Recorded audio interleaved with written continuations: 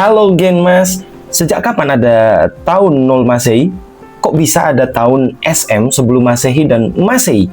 Apakah itu semua benar? Terus mengapa ada 12 bulan? Padahal bulan 11 dan 12 itu awalnya nggak ada. Bagaimana asal-usul 7 hari dalam seminggu? Mengapa Februari menjadi bulan terpendek? Apakah ada konspirasi terkait perubahan kalender?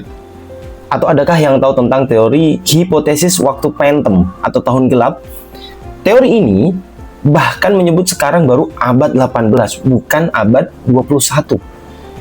Waktu adalah konsep mendasar yang mengatur kehidupan manusia di semua aspek.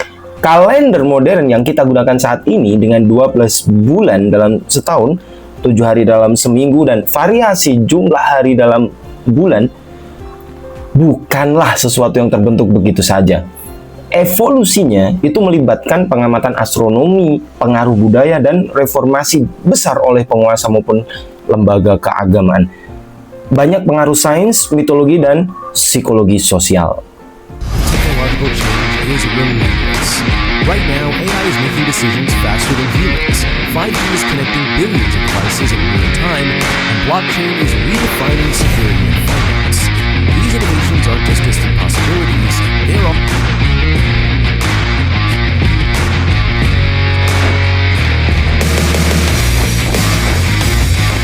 November 11th, 1918. All across the Western Front, the clocks that were lucky enough to escape warned them of sudden. Then, Martin Tesla used to set up new laboratories with his laboratories for Generasi emas anak bangsa jadi bukan tentang perbedaan itu semua. Di sini kita akan bahas detail tentang semua itu. Simak sampai awal hingga akhir. Mari diskusi, komen di bawah, jangan lupa like dan subscribe karena betapa sangat penting dan sakralnya waktu. Itulah kenapa setiap era, setiap zaman, dan setiap dinasti, kebudayaan, orang-orang hebat dunia, raja-raja, semua peradaban ingin mengklaim kebenaran tentang waktu dan penanggalan tahun. Waktu itu penting, jangan sia-siakan waktumu. Kita akan semakin mengerti ketika sedikit tahu tentang kenapa ada 12 bulan dalam setahun, bagaimana bisa ada 7 hari dalam seminggu, alasan dan jawaban dari jumlah hari dalam sebulan yang berbeda-beda. Dan bahkan penamaan hari dalam berbagai budaya kita akan ulas sampai pada teori konspirasi tentang kalender.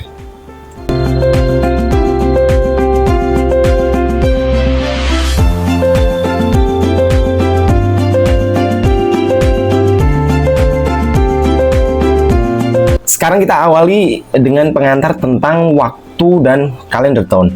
Jadi waktu adalah konsep mendasar yang mengatur kehidupan manusia di semua aspek, pertanian, perdagangan, keagamaan, hingga sains. Seiring berkembangnya peradaban, manusia menciptakan kalender sebagai alat untuk mengorganisasi waktu secara teratur. Kalender itu nggak hanya menjadi alat praktis, tetapi juga simbol pemahaman ilmiah, kepercayaan spiritual, dan dinamika sosial pada masanya. Jadi kalender yang kita gunakan saat ini dengan 12 bulan dalam setahun, 7 hari dalam seminggu, dan variasi jumlah hari dalam bulan bukanlah sesuatu yang terbentuk begitu saja. Evolusinya itu ternyata melibatkan pengamatan astronomi, pengaruh budaya, dan reformasi besar oleh penguasa maupun lembaga atau dinasti atau agama pada waktu itu. Namun, gitu ya, di balik keseragaman ini muncul pertanyaan mendalam, mengapa ada 12 bulan? Kenapa nggak 13 atau 14? Dan bagaimana asal-usul 7 hari dalam seminggu? Mengapa Februari menjadi bulan terpendek?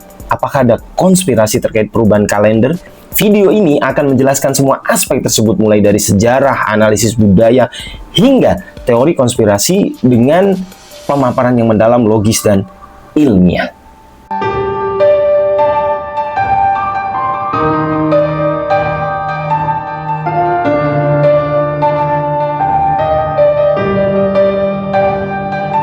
Mengapa ada 12 bulan dalam setahun? Ini yang disebut dengan siklus lunar dan solar. Jadi pembagian tahun menjadi 12 bulan itu muncul dari pengamatan dua siklus astronomis, yaitu siklus lunar. Bulan membutuhkan waktu sekitar 29,5 hari untuk menyelesaikan satu siklus fase dari bulan baru hingga kembali ke bulan baru. Jika siklus ini diulang 12 kali, begitu ya, maka jumlah ini akan mendekati 354 hari yang menjadi dasar kalender lunar. Nah, siklus solar, gitu ya, 1 tahun solar, yaitu waktu yang dibutuhkan bumi untuk mengelilingi matahari, itu berdurasi sekitar 365,242 hari. Untuk mencocokkan dengan siklus musim, kalender solar membagi waktu menjadi 12 bagian, masing-masing mendekati panjang siklus bulan. Meskipun kalender lunar dan solar memiliki perbedaan, peradaban awal itu mengadopsi sistem 12 bulan untuk alasan praktis. Bahkan ada yang alasan religius dan astronomis, gitu ya. Seperti itu. Nama bulan dalam kalender Romawi, kalender Gregorian yang nanti akan kita bahas detail, yang kita gunakan saat ini itu berasal dari kalender Romawi. Ya. Jadi asal usul nama bulan Januari, Januarius, itu diambil dari Janus atau dewa permulaan dan pintu. Februari itu Februarius, berasal dari Februa, sebuah festival penyucian di Romawi. Maret atau Martius itu dinamai untuk menghormati Mars atau dewa perang. Kemudian ada April, Aprilis. Kalau Aprilis ini kemungkinan berasal dari kata Latin aperire, ya, artinya membuka atau merujuk pada musim semi. Kalau Mei, Maius itu dari Maia atau dewi pertumbuhan. Juni, Junius dinamai untuk Juno, dewi pernikahan dan wanita. Juli, Julius untuk menghormati bahkan seorang Julio Caesar, ya. Agustus atau Augustus itu dinamai juga untuk menghormati Kaisar Augustus. September itu Septem. Nah, ini yang menarik. September itu dari kata septem, bulan ke-7 dalam kalender. Padahal September yang kita tahu itu 9, begitu kan? Pasti baru tahu, insya Allah baru tahu ya. Septem atau September itu bulan ke-7 dalam kalender Romawi awal, dari kata septem, ya. Oktober itu okto, artinya 8, bulan ke-8 dari kata okto. November itu Novem, bulan ke-9 dari Novem. Desember itu Disem, bulan ke-10 dari Desem.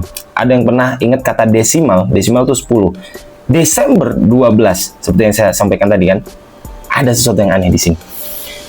Awalnya kalender Romawi hanya memiliki 10 bulan, gitu ya.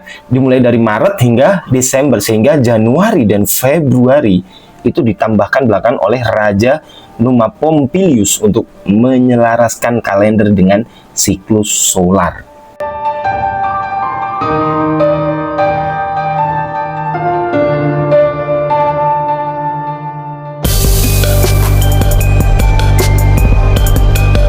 Sekarang kita bahas mengapa ada 7 hari dalam seminggu. Gen Mas, generasi Mas anak bangsa. Pengaruh bangsa Babilonia itu membagi minggu menjadi 7 hari berdasarkan pengamatan 7 benda langit utama yang terlihat dengan mata telanjang. Matahari, bulan, Mars, Merkurius, Jupiter, dan Venus. Ya. Dan satu lagi itu Saturnus. Jadi ada 7.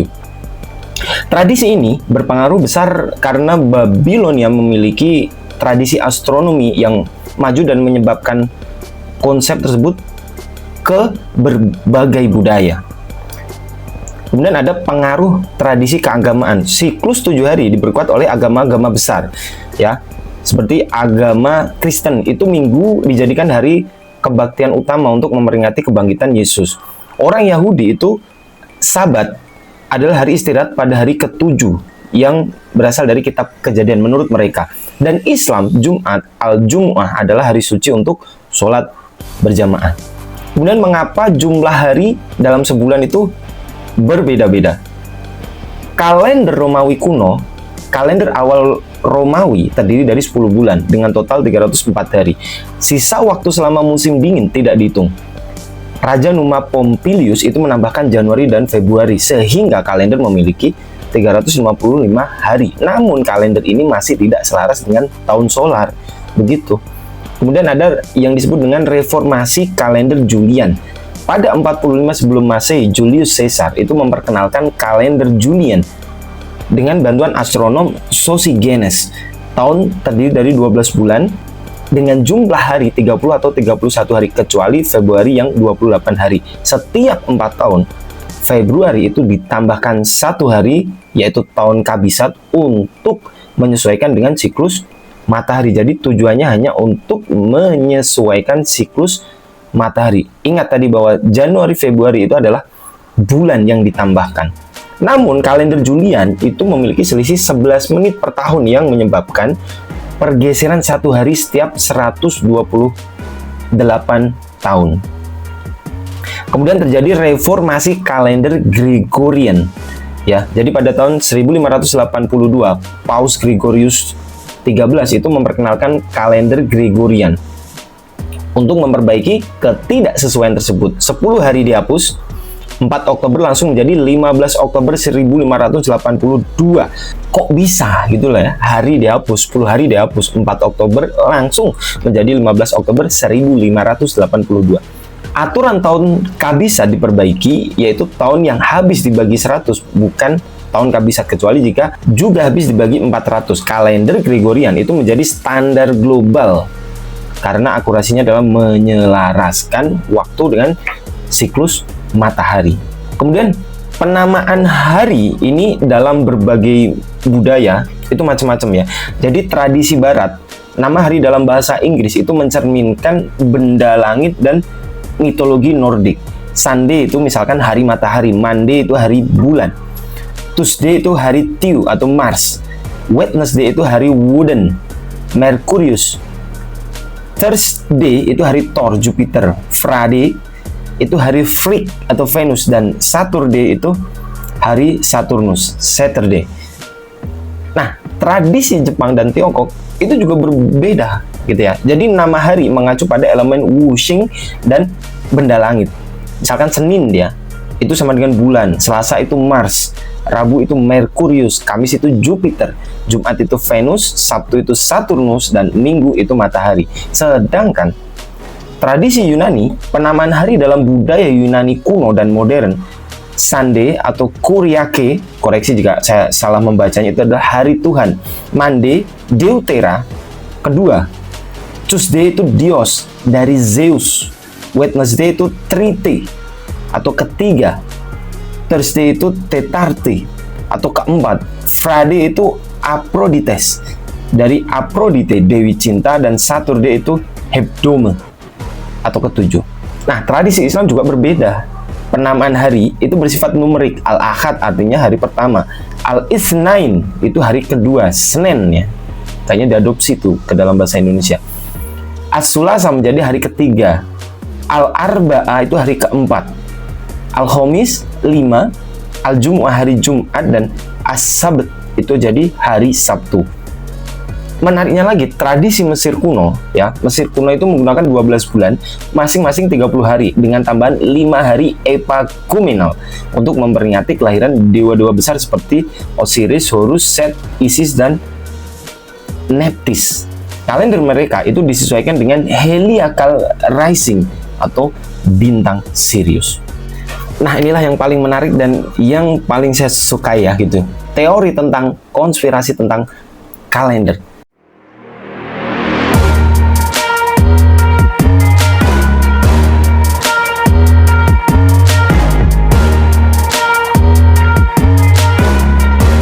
Teori konspirasi tentang kalender. Sistem kalender yang digunakan manusia telah berkembang seiring waktu dan dipengaruhi oleh berbagai faktor seperti astronomi, politik, dan agama. Namun, faktor seperti perubahan dan reformasi kalender sering memicu spekulasi dan teori konspirasi. Beberapa teori ini berakar pada ketidaktahuan atau interpretasi. Ya, jadi ada interpretasi yang berlebihan terhadap fakta sejarah. Sementara yang lain memunculkan pertanyaan kritis yang perlu dianalisis lebih dalam.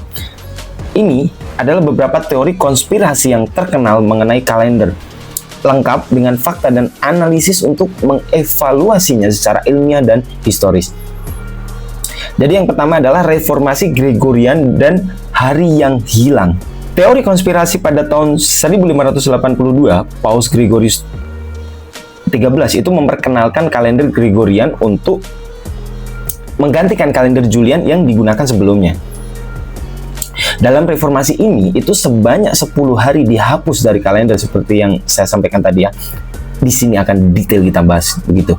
Teori konspirasi itu menyatakan bahwa penghapusan hari ini itu dilakukan oleh Gereja Katolik untuk menyembunyikan atau menghilangkan peristiwa sejarah tertentu. Sebagian pihak bahkan mengklaim bahwa penghapusan tersebut itu menciptakan celah waktu yang membuat sejarah manusia tidak akurat. Silahkan kalian nanti komen untuk menambahkan wawasan atau apapun itu ya, kita diskusi, kita terbuka gitu ya. Fakta dan analisis. Jadi kelemahan kalender Julian. Kalender Julian itu memperhitungkan panjang tahun sebagai 365,25 hari. Padahal tahun tropis sebenarnya itu adalah 365,242 hari. Selisih 11 menit per tahun. Itu menyebabkan kalender Julian melambat sekitar 1 hari setiap 128 tahun. Bayangkan, meskipun itu dalam 128 tahun tapi ada selisih, melambat 1 hari. Kebutuhan reformasi pada abad ke-16, selisih ini sudah mencapai 10 hari, sehingga perayaan-perayaan penting seperti Paskah itu tidak lagi jatuh pada waktu astronomis yang benar. Nah, untuk menyelaraskan kembali kalender dengan siklus matahari, Paus Gregorius XIII ini memutuskan bahwa tanggal 4 Oktober 1582 akan langsung diikuti oleh 15 Oktober 1582.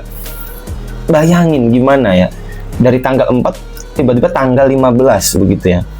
Kemudian koreksi astronomisnya, yaitu langkah ini bersifat ilmiah, bukan manipulasi sejarah. Reformasi ini memastikan kalender tetap sesuai dengan pergerakan bumi mengelilingi matahari. Jadi memang untuk penyesuaian, kan tadi terdapat selisih 1 hari setiap 128 tahun. Jadi tidak ada bukti bahwa penghapusan 10 hari ini itu bertujuan menyembunyikan peristiwa sejarah. Reformasi Gregorian itu didasarkan pada kebutuhan ilmiah untuk memperbaiki ketidaksesuaian kalender Julian dengan tahun tropis. Oke, kita bahas hipotesis waktu phantom ya, atau tahun gelap. Jadi konspirasinya itu seperti ini, menyebutkan bahwa hipotesis waktu phantom itu diajukan oleh Heribert Illig pada tahun 1990-an. Illig itu mengklaim bahwa sebanyak 297 tahun antara 614 sampai 911 Masehi tidak pernah ada dan ditambahkan secara artificial atau rekayasa ya oleh Kekaisaran Romawi, Gereja Katolik dan Kaisar Otto yang ketiga. Menurut teori ini, kita sebenarnya hidup pada abad ke-18. Jadi bukan abad ke-21. Illig berargumen bahwa tidak ada perkembangan sejarah signifikan yang terdokumentasi pada periode ini. Bukti arkeologi di era tersebut itu sangat terbatas. Kronologi sejarah tidak selaras dengan catatan astronomi. Fakta dan analisnya seperti ini. Bukti arkeologi ya. Bukti arkeologi. Banyak artefak arkeologi membuktikan bahwa keberadaan periode 614 sampai 911 Masehi. Contohnya adalah peninggalan kekhalifahan Umayyah dan Abbasiyah di Timur Tengah, serta artefak dinasti Karoling di Eropa. Kota-kota seperti Baghdad didirikan tahun 762 Masehi, dan Aachen berkembang pesat pada masa ini, masa saat itu ya, di tahun sekitar 614 sampai 911 Masehi. Kronologi astronominya seperti ini. Catatan gerhana matahari dan bulan dari abad ke-7 hingga ke-10 itu konsisten dengan perhitungan astronomi modern. Jika 297 tahun itu tidak ada, catatan ini akan menunjukkan anomali besar. Motivasi politik, tidak ada bukti kuat yang menunjukkan bahwa Raja Otto III atau Gereja Katolik memiliki alasan atau keuntungan politik untuk menambahkan tahun yang tidak pernah terjadi. Jadi itu ya teori konspirasinya. Kemudian fakta dan analisisnya itu seperti apa. Nah, hipotesis waktu phantom itu tidak memiliki dasar ilmiah atau historis. bukti arkeologi dan astronomi ini menunjukkan bahwa periode 614 sampai 911 Masehi itu benar-benar ada dan merupakan bagian penting dari perkembangan sejarah peradaban dunia. Jadi benar ya, kita hidup pada abad ke-21, bukan abad ke-18. Nah, ini agak menarik, tapi tolong jangan tersinggung, begitu ya. Jadi ada konspirasi yang menyebutkan bahwa kesalahan perhitungan tahun kelahiran Yesus. Teori konspirasinya seperti ini. Sistem penanggalan Masehi, ya, Anno Domini atau tahun Tuhan, yang diperkenalkan oleh Dionysius Exiguus pada abad ke-6 didasarkan pada kelahiran Yesus Kristus. Saya berbicara objektif terhadap sumber yang ada.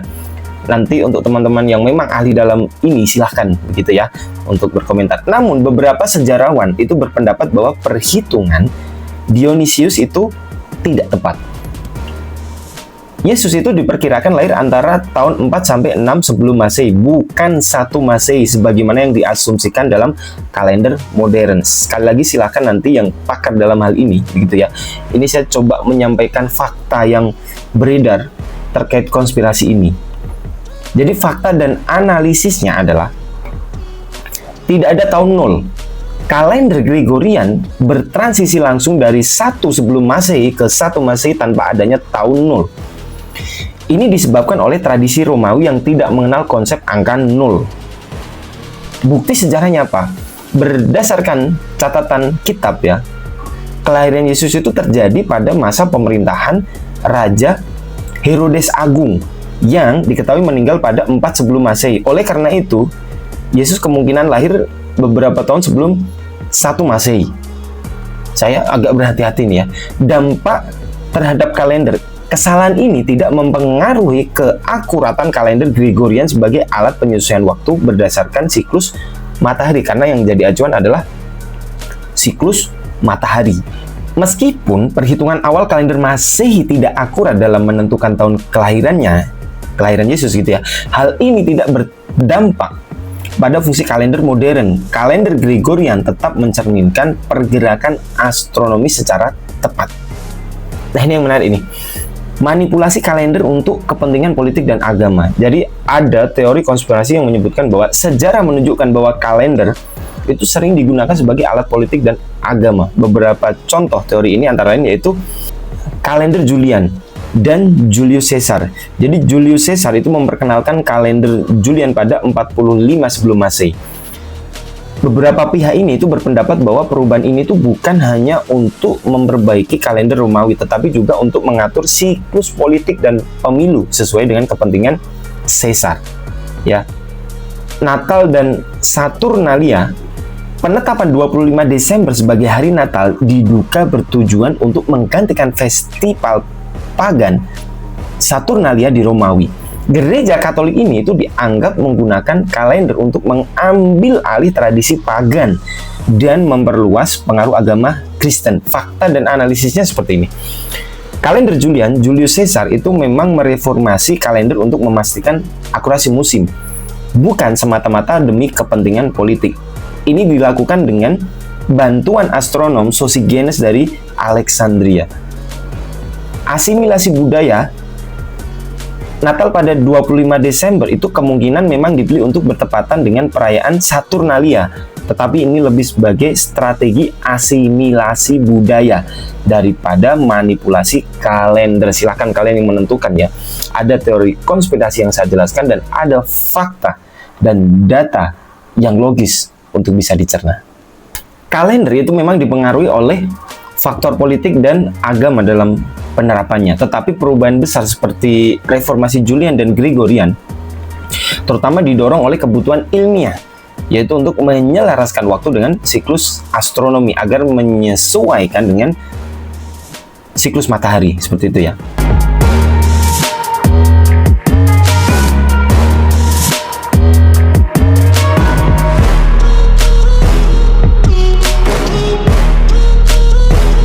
Gen mas kalian luar biasa karena sudah sampai sini generasi emas anak bangsa. Kita akan bahas terkait kesimpulan dan quote inspirasional apa yang bisa kita dapatkan ya. Generasi emas anak bangsa demi waktu Setiap orang itu pasti akan merugi kecuali mereka yang melakukan kebaikan. Kecuali mereka yang selalu berbagi dalam kebaikan dan kecuali mereka yang berbaik hati dalam kesabaran. Jadi waktu itu bukan hanya sekedar penunjuk angka dan jam. Ia adalah cerminan bagaimana manusia memahami alam semesta, budaya, dan dirinya sendiri. Dari pengamatan siklus bulan hingga reformasi kalender besar oleh para pemimpin dan ilmuwan, perjalanan kalender ini mengajarkan kita untuk menghargai harmoni antara ilmu pengetahuan dan tradisi. Jadi mempelajari asal-usul 12 bulan, 7 hari dalam seminggu, hingga teori konspirasi tentang tahun gelap mengingatkan kita akan pentingnya waktu sebagai alat sekaligus warisan kolektif umat manusia.